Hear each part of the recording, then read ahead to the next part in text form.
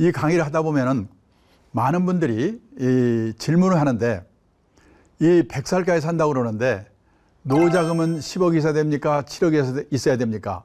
이런 질문들을 많이 합니다. 근데 사실 우리나라에서 회사를 퇴직하고 살고 있는 집 말고 그런 돈을 갖고 퇴직하는 분이 얼마나 되겠습니까? 그런 말 들으면 속만 터지지요. 근데 저는요, 그 몇 억의 노후자금이 있다고 하더라도 인생 설계, 이 생애 설계의 발목을 잡는 세 가지 착각이 있는데, 이 착각에 빠지게 되면 아무런 의미가 없고, 또 몇 억이 없다고 하더라도 착각에 빠지지 않고 미리미리 젊은 시절부터 준비만 잘하면 얼마든지 행복한 노후를 말 수 있다. 저는 그렇게 생각합니다. 그 첫 번째 착각이 뭐냐면, 많은 분들이 인생에 80, 80 이후는 없는 걸로 알고 있다. 그래서 뭔가 계획을 세우는 분들도 보면요, 80 이후를 생각하는 분이 거의 없거든요. 근데 다 아시지만 요즘 시중에 유행하는 말 중에 재수 없으면 120살까지 산다.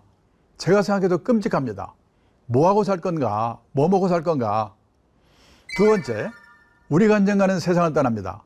그런데 그 죽음이라고 하는 것이 어느 날 갑자기 조용히 오는 걸 알고 있다. 그러면 얼마나 좋겠습니까? 안 그렇죠? 저도 이제 4년 전에 노모가 92세로 돌아가셨는데요. 한 3년쯤 아프셨거든요. 많은 분들이 100살 가까이 살면서 짧게는 2, 3년, 길게는 10년 정도를 앓으면서 돈 문제, 외로움, 이걸로 고생하다 가거든요. 저는 저희 어머니를 보면서 자기 발로 화장실만 걸어 다니다가 세상 떠나도 얼마나 좋을까. 이거는 존엄에 관계된 거거든요. 세 번째, 저는 우리나라 가정에서 가장 큰 문제가 세 번째라고 생각합니다. 많은 분들이 아직도 자식이 자신의 노후라고 생각하고 있는 돈 다 퍼부어놓고 노년에 쪽방에 사는 분 많거든요. 자녀 리스크라고 하죠. 여기에 걸려버리면 몇 억의 노후 자금이 있어도 아무 의미가 없다는 겁니다.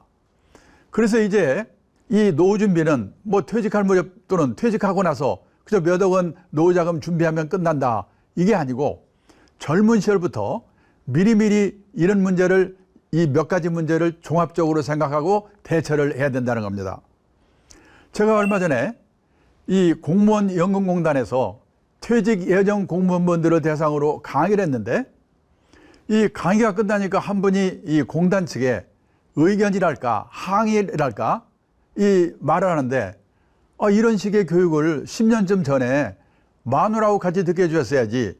지금 혼자 와서 들으면 내일 모레 퇴직인데 언제 준비하란 말이냐. 그리고 권한은 마누라가 다 하고 있는데 내 말 안 듣는 마누라는 누가 설득하란 말이냐. 그렇게 얘기를 하더라고요. 생각해보니까 그렇겠구나. 퇴직하고 나면은 이미 늦습니다. 퇴직하기 좀 10년, 20년 전부터 이런 문제를 미리미리 생각해보고 준비를 해야 된다는 겁니다. 사실 저도 금년에 우리 나이로 75세입니다만은 이제 이 나이가 되면은 깨닫게 됩니다. 아, 옛날에 그때 그렇게 했으면 안 되는구나. 이렇게 했어야 되는구나. 그걸 깨닫는데, 깨닫게 되면 이미 그때는 늦는 거죠. 생각해 보니까 젊은 시절에 간접적인 경험으로라도 이런 문제를 미리미리 생각해 보고 준비를 하는 거, 그게 중요하다. 저는 오늘 이 제 강의를 들으신 이 30대, 40대, 50대 이런 분들이 미리미리 노후 설계, 생애 설계, 인생 설계에 대해서 이 몇 가지 이 지금 말씀드린 내용으로 준비를 어떻게 하면 좋을까, 그런 관점에서 들어주셨으면 감사하겠습니다. 벌써 이제 몇 년 된 얘기입니다. 일본의 NHK, 우리말로 하면 KBS가 노후 파산 특집이라는 걸 방송했습니다. 일본에서 난리가 났습니다. 그 책으로 돼가지고 우리나라에도 번역이 돼서 됐는데 그거 읽은 분들이 공포 분위기입니다. 저는 일본에서 근무를 좀 오래 했기 때문에 일본 사정을 안다고 생각했거든요. 일본은 노인들한테는 천국이고 젊은 애들한테는 지옥인 나라다, 이런 생각을 제가 하고 있어서요. 왜냐하면 일본의 노인분들은 고성장기에 직장생활을 했기 때문에 60살까지 잘릴 염려가 없습니다. 그리고 고성장기에는요, 우리도 그랬지만은 돈을 빌려서라도 땅 사고 집 사고 주식 사고 사면 올라가거든요. 재산을 모을 수가 있었습니다. 그리고 일본은 우리보다 연금 제도가 일찍 도입이 됐기 때문에 웬만한 직장인이면 우리식으로 말하면 국민연금하고 퇴직연금, 이 두 개만 합치면요, 이 선생님이나 공무원이 아니더라도 보통의 직장인도 우리 돈으로 200만 원 정도는 다 받거든요. 근데 그 일본에서 65세 이상 노인 중에서 이 혼자 사는 노인, 사별하거나 이혼하고요, 자식들하고도 안 사는 독거 노인이 630만 명인데 그 중에서 200만 명 정도가 노후 파산으로 비참한 삶을 살고 있다는 겁니다. 깜짝 놀랐습니다. 왜 그러냐? 퇴직연금 제도가 있는 회사에 다닌 사람은 괜찮은데 자영업을 한 분들, 농업 종사자, 중소기업에서 퇴직연금 제도 없는 회사 다닌 사람들, 그런 사람들은 있는 게 국민연금 하나밖에 없거든요. 근데 일본은 이 우리와 달라가지고 국민연금의 최고 금액이 우리 돈으로 1인당 65만 원 정도밖에 안 됩니다. 부부가 같이 있을 때는 둘이 합치면 130만 원, 일도 좀 하고 그러면 사는데요. 사별하거나 이혼하고 나면 65만 원밖에 안 되니까 어떤 사람은 한 달 식비를 우리 돈으로 10만 원으로 해결한대요. 편의점에 가서 삼각 김밥 하나 사 먹고 끝내는 거예요. 그 부자 나라에서. 그러다가 60이나 70이 돼가지고 몸이 아프기 시작하면 노후 파산이 되는데 그런 사람이 200만 명이라는 거예요. 그러면요, 일본 사람들은 집은 다 있을 텐데 집 팔아서 살면 될 거 아니야. 참고로 일본의 주택보급률이 113.5%입니다. 우리나라 주택보급률 재작년에 보니까 104%. 일본에는 웬만하면 집이 다 있어요. 근데 그 집이 믿을 수가 없는 겁니다. 제 친구가 일본 동경 수도권에 살고 있습니다. 28평짜리 아파트에 살고 있는데요. 그 아파트를 1984년도에 우리 돈으로 계산해서 1억 2천만 원에 샀습니다. 그게 쫙 올라가지고 일본의 집값이 제일 비쌀 때가 언제냐? 1991년 3억 6천만 원까지 올랐어요. 지금 거기 살고 있거든요. 우리 돈으로 3천만 원, 4천만 원에도 안 팔린대요. 팔아봤자 1년 생활비도 안 되는 거예요. 근데 일본 사람들은 예금을 많이 하기 때문에 예금에 든 돈을 헐어서 쓰는데 문제는 옛날처럼 60이나 70에 세상을 떠나버리면 상관없는데 100살까지 사니까 예금이 바닥이 나고 몸이 아프기 시작하면 노후 파산이 되는데 그런 사람들이 200만 명이라는 거예요. 근데요, 지금 우리나라는 아직은 고령화의 초입 단계에 있기 때문에 이 문제를 심각하게 얘기 안 하지만 우리도 10년, 15년, 20년 지나서 우리 노후가 됐을 때 일본과 같은 그 수준의 초고령 사회가 되면 우리나라의 노후 파산 문제는 얼마나 심각하겠는가. 근데요, 일본은 집값이 떨어지더라도 가계 부채가 없기 때문에 하우스 푸어가 될 염려가 별로 없어요. 여기 일본에요, 각 가정에서 갖고 있는 저축액분지 부채 비율이죠. 이 평균치를 그래프로 그린 건데요. 제일 높을 때는 20대, 30대 179%. 빚밖에 없어요. 그때는 20, 30대는. 왜냐? 그 사람들은 30년, 40년 월부로 집을 사기 때문에 집 사고 나면 빚밖에 없죠. 그 빚을 현역 시절에 계속 갚아가지고요, 퇴직할 때가 되면 5%밖에 안 남아요. 빚이 거의 없어요. 그러니까 그냥 거기 살다 세상 뜨면 되는 거예요. 제 친구도 집값이 3천만 원, 4천만 원밖에 안 되는데도 아무 걱정 없어요. 우리 애들은 집 있고 나는 빚도 없으니까 여기 살다 세상 뜨면 되는 거지 뭐, 이러는 거예요. 근데 이게 우리나라는 이 그래프를 보니까요, 보세요. 부채 비율이 제일 높을 때는 마찬가지로 30대 131%. 근데 줄질 않아. 퇴직할 때가 돼도요, 83% 빚이 그냥 있어요. 우리나라는 왜 그럴까요? 15평에서 20평, 20평에서 30평, 30평에서 40평, 그때마다 은행에서 3년, 4년 기간으로 돈 빌려 집을 사니까 이게 나중에 퇴직할 때가 돼도 빚이 그냥 있는 거예요. 만약 우리나라에서 우리 노후가 됐을 때 일본과 같은 집값 하락 현상이 나타난다면 우리나라의 하우스 푸어는 얼마나 많겠는가 생각할 필요가 있는 거예요. 근데 또 하나, 그러면 이 우리의 노후를 우리 자녀들이 책임질 수 있겠는가? 이게 문제입니다. 어림없습니다. 여기요, 우리나라와 일본의 베이비붐 세대를 비교한 표인데요. 저는 베이비붐 세대라고 하면 일본이나 우리나라나 똑같은 줄 알았거든요. 일본도 베이비붐 세대가 초등학교 들어갈 때는 콩나물 교실이고 대학 들어갈 때는 입시 지옥이고 취직할 때는 취직난이고 엄살을 무지개 떨었거든요. 그래서 저는 우리나라나 일본의 베이비붐 세대는 다 똑같은 거라 이렇게 생각했어요. 아니에요. 일본은요, 1947년부터 베이비붐이 시작됐어요. 대개 전쟁 끝나고 2년 후부터 애를 왕창 낳거든요. 그동안 참았던 거 한꺼번에 나니까. 보세요. 47년에서 49년까지 4.5명에서 4.3명 기간이 3년 계속됐어요. 그 다음에요, 50년에서 52년까지 3.7명에서 3.0명 기간이 또 3년. 6년 만에 베이비붐 기간이 끝났어요. 그 다음에 2명대로 떨어져 1명대로 떨어져 70년 가까이 지금 오고 있습니다. 근데요, 우리나라는 이 출산율 통계가 발표되기 시작한 게 1950년부터인데 저도 놀랐는데요. 6.25 전쟁 난리통에도 애를 왕창 낳더라고요. 어떻게 낳는지. 여기 보시면요. 1950년에서 1967년까지 6.3명에서 5.0명 기간이 17년 계속됐어요. 그 다음에요. 1967년에서 73년까지 4.3명에서 4.1명 기간이 또 7년. 그 다음에요. 1974년에서 77년까지 3.0명에서 3.3명에서 3.0명 기간이 3년, 4년. 28년 동안에 2,700만 명을 낳았어요. 1년에 100만 명 정도씩. 작년에 우리나라 출생자가 몇 명인 줄 아십니까? 27만 명 낳았다고 하더라고요. 얼마나 줄어든 거예요. 그러니까 지금 이 베이비붐 세대가 이 현역으로 있을 때는 우리나라는 인구 구조가 끝내주는 나라였거든요. 세계에서. 다 일하는 나라니까. 일하는 사람들이니까. 근데 이 베이비붐 세대들이 다 퇴직하고 나서요. 1명, 2명 낳지도 않고 요즘은 0.84명이잖아요. 작년에는. 몇 명 낳지도 않는 우리 애들이 어떻게 우리 부모들을 부양해 주겠습니까? 어림없어요. 결국 뭐냐? 이 베이비붐 세대들은 자기 노후는 각자 알아서 각자 도생하는 수밖에 없다는 거예요. 근데 문제는 살기는 더럽게 오래 사네. 일본은요, 평균 수명이 남자가 81세, 여자가 87세. 우리나라는 남자가 80세, 여자가 86세. 일본과 1년 차이예요.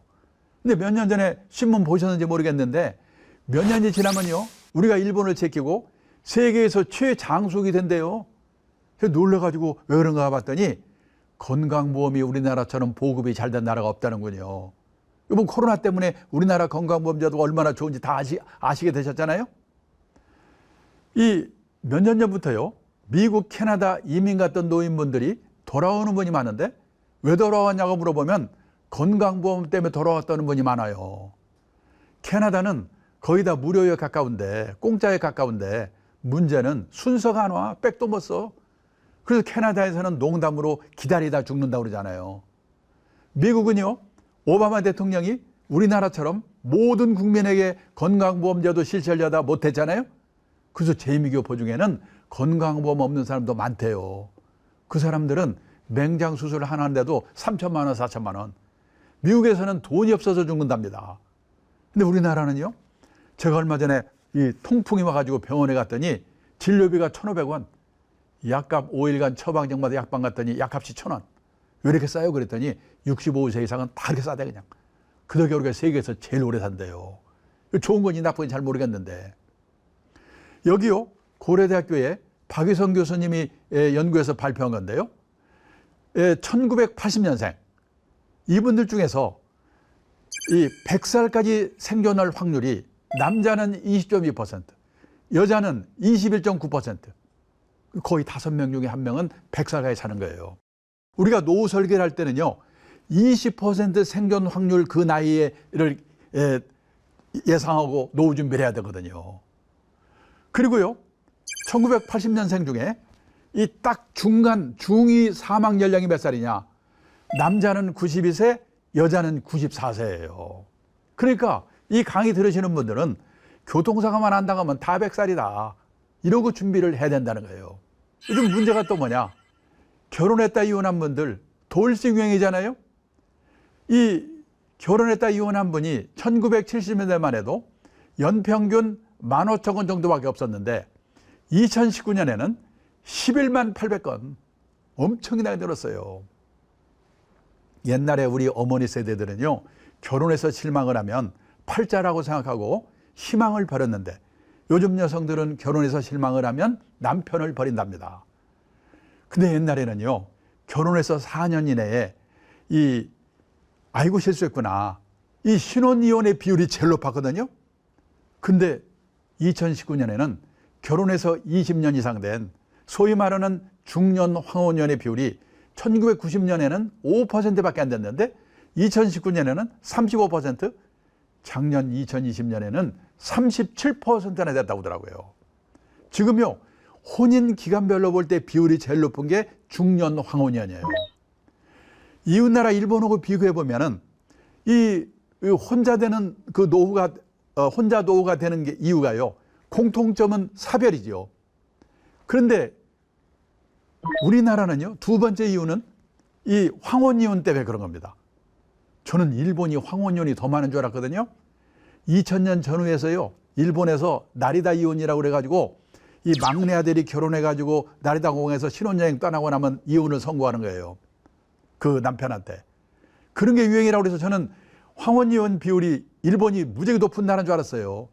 우리나라가 훨씬 높습니다. 제가 숫자로는 말씀 못 드리지만은. 그러니까 이걸 조심해야 돼요. 근데 일본은 그러면 어떤 뭡니까? 이 사별 말고 더 혼자 사는 이유가 뭐냐? 생애 미혼, 결혼 안 하고 사는 사람들. 그 사람들이 나이 들어서 이 혼자 사는 비율이 또 많은 거예요. 그래서요, 일본은 65세 이상 노인 중에서 혼자 사는 노인, 독거 노인이 630만 명, 전체 노인의 18%. 우리나라는요, 혼자 사는 노인의 숫자는 아직은 159만 명. 왜? 일본이 우리의 인구가 2.4배거든요. 노인 비율이 우리의 2배 가까이 돼요. 그래서요, 숫자는 159만 명밖에 안 되는데 퍼센트로는 19.6%, 5분 중에 한 분이 혼자 살아요. 혼자 사는 노인의 비율은 우리가 일본보다 높거든요. 근데 지금 우리나라는 5,100만 인구 중에서 65세 이상 노인 비율이 16%, 일본은 29%, 2배 가까이 돼요. 저 잘 나가던 일본이 20년 넘게 맥을 못 쓴 큰 이유 중에 하나가 노인 비율이 높아서 그런 거거든요. 근데 우리도 앞으로 10몇 년 지나면 지금 일본처럼 초고령 사회가 될 거예요. 그때 가면 우리나라도 혼자 사는 노인의 숫자가 얼마나 많아지겠는가. 그 다음에요, 요즘 젊은 분들이 결혼들을 안 하잖아요. 50살까지 결혼 한 번도 안 하는 사람을 뭐라고 하냐면 생애비혼, 평생미혼이라고 그러거든요. 이 평생미혼율이 1980년도만 해도 남자가 0.4%, 여자가 0.3%. 그때는 결혼 안 한 사람이 거의 없었거든요. 근데 2015년에는 남자가 10.9%, 여자가 5%로 늘어났어요. 이거 5년마다 발표하거든요. 작년 통계 곧 발표되면 엄청 높아졌을 거예요. 근데 놀란 건요, 이웃나라 일본입니다. 작년 통계로는요, 일본 남자의 26.7%, 거의 3명 중에 하나, 여성의 17.5%가 50살까지 결혼 한 번도 안 한 사람이래요. 근데 뭐가 좋은 거라고, 우리가 지금 일본을 열심히 따라가고 있거든요. 그래서 2035년이 되면 우리나라, 일본 다 똑같이 남자는 30%, 여자는 20%가 결혼 한 번도 안 하고 갈 거래요. 내 아들, 내 딸이 이 안에 들어간다? 생각해 보셔야죠. 그러면 생각해 봅니다. 옛날에 우리 세대는 왜 다들 결혼들을 했을까? 그때는 결혼을 하면요, 부모 밑에 있을 때보다 좋아질 확률이 높거든요. 한 방에 형제 우르골 살다가 결혼하면 세 방 살아도 단둘이 삽니다. 이불도 새 거고. 그런데 요즘 젊은 친구들이 결혼해가지고요, 부모 밑에 있을 때보다 좋아질 확률이 거의 없거든요. 그러니까 나중에 후회하지 마시고, 이놈들이 고등학교만 졸업하면 그냥 무조건 내쫓아가지고 불편하게 만들어야 돼요. 안 나가려면 돈을 받든지. 뭔가 이 특단의 조치가 없는 한 이 싱글의 시대를 지금 막을 수가 없게 됐다는 거예요. 그래서요, 가족은 해체가 되고, 노인동거, 시골 가보세요. 마을 안에 노인네들 모여 살잖아요. 그리고 여기서 만난 사람, 취미가 같은 사람이 오히려 가족보다 더 가까워지는 새로운 유연사회가 형성이 되고 있다는 거예요. 이거는 좋고 나쁘게 문제가 아니라 세상이 이렇게 바뀌고 있는데 나는 앞으로 더 그런가 생각해 보셔야 돼요. 지금 우리나라는요, 인구가 5,100만, 가구 수가 여기는 2020만 가구인데 작년에 또 늘어가지고 2100만. 오늘 아침 신문 보니까요, 뭐 2300만 가구까지도 늘어났대요. 이 중에서 젊은 사람들 혼자 사는 1인 가구, 독거노인 1인 가구 합쳐가지고요, 작년 통계로는 32%. 지금 가구 원수 별로 볼 때 비율이 제일 높은 게 1인 가구예요. 근데 유럽 가면 훨씬 높거든요. 이 스웨덴은요, 여기 통계가 또 최신 통계가 발표됐는데 전국 평균 57%, 수도 스톡홀름은 60%가 넘는데요. 혼자 사는 그 가구가. 그러니까 온 천지가 혼자 사는 거예요. 그러면 스웨덴은 우리보다도 우울하고 불행한 나라일 것 같죠? 근데 스웨덴이 세계에서 5번째로 행복한 나라래요. 왜냐? 혼자 살더라도 연금이 발달돼 있어가지고 죽을 때까지 먹고 살 걱정은 없는 거예요. 혼자 살더라도 지역사회, 새로운 유연사회에서 외롭지 않게 행복을 찾는 방법을 미리미리 준비했기 때문에, 문제는 우리도 이렇게 가고 있는데 나는 앞으로 어떻게 할 건가 잘 생각해 보셔야 돼요. 이 십몇 년 전에 제가 일본에 책방에 가니까 여기는 이런 책들이 쫙 깔려 있는 거예요. 혼자 사는 노예에서 쓴 책입니다. 그때만 해도요, 참 별로 책도 다 있네. 이거 사온 거거든요. 그런데 이게 일본 얘기가 아니에요. 제가 얼마 전에 책을 한 권 써가지고 이 책이 잘 팔리는가, 이 시내 용품문고로 갔는데 한쪽에요, 화제의 책이라는 코너가 있는데 거기에 혼자 사는 삶에 대한 책이 20권이 쫙 있더라니까요. 우리나라도 깜짝 놀랐어요. 보세요, 문세인가. 혼자 사는 노후 어떻게 대비할 거냐, 혼자 사는 노후 두렵지 않다, 혼자 사는 노후 즐겁게 사는 방법. 남성분들은 마지막 책 잘 보세요. 여자의 활로, 남자의 말로. 남자분들은 다른 것보다도 사모님한테 잘하셔야 돼요. 부부가 같이 살다가 나이가 들어가지고 남편은 혹시 부인이 먼저 돌아가시면 갑자기 심약해진답니다. 그래서 3년 이내에 돌아가실 확률이 높대요. 부인이 돌아가셨는데도 10년 이상 사는 남자, 아주 독한 남자래요. 근데 반대로 여자들은 같이 살다가 남편이 먼저 돌아가시면 의리상 한 달 슬프답니다. 그리고 그 다음부터는 오히려 귀찮은 존재가 없어져가지고 15년 이상 산다. 앞에서 보셨잖아요. 이런 책이 지금 일본에서 70만 부, 100만 부씩 발효 있고 우리가 뒤따라가고 있어요. 왜 그럴까요? 오래 사니까. 자, 그래서요, 이 혼자 살게 되는 노후에 대해서 대비가 필요한데 제일 중요한 게 먹고 살아야 되잖아요. 연금이에요.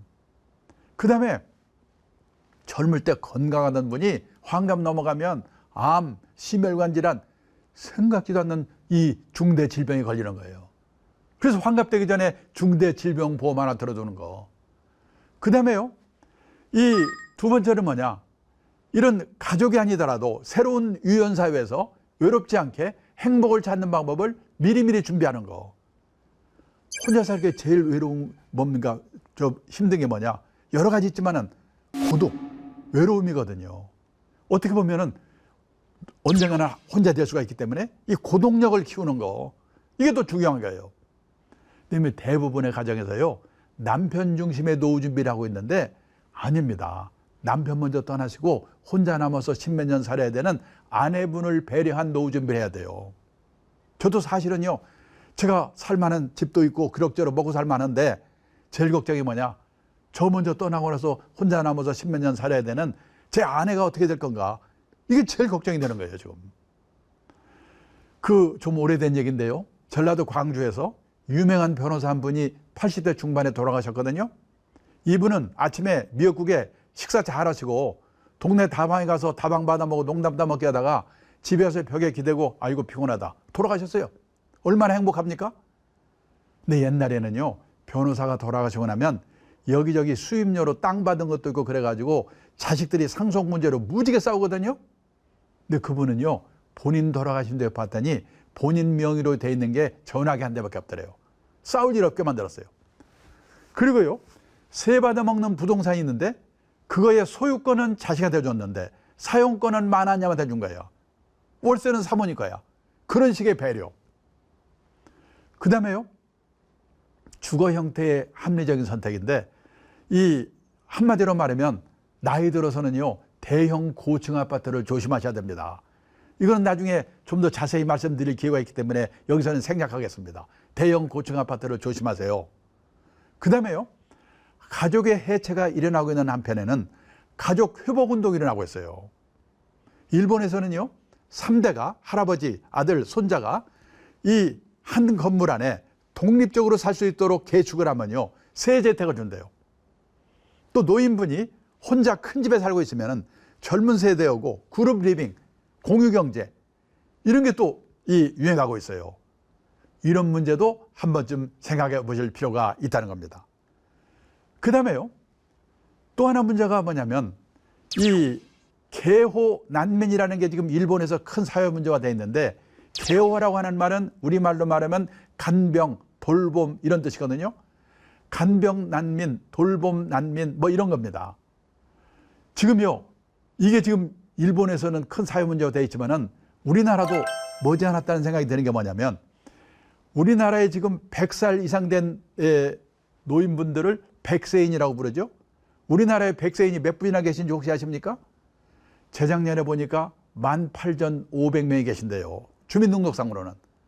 그분들은 어디 살고 계실까요? 옛날에는 시골에 경치 좋고 공기 좋은 진안, 장수 이런 데 사셨거든요. 아닙니다. 백세인 중에 절반 정도가 요양병원에 계신데요. 다들 안 갈 것 같죠? 저는 이미 각오하고 미리미리 봐두고 있습니다. 그런데요, 지금 일본에는 이렇게 나중에 나이 들어서 자식들하고 살 수 없고, 그 다음에 혼자 되고, 그러면 누가 돌봐야 주는데 또 몸까지 아프면 시설이 없는 거예요.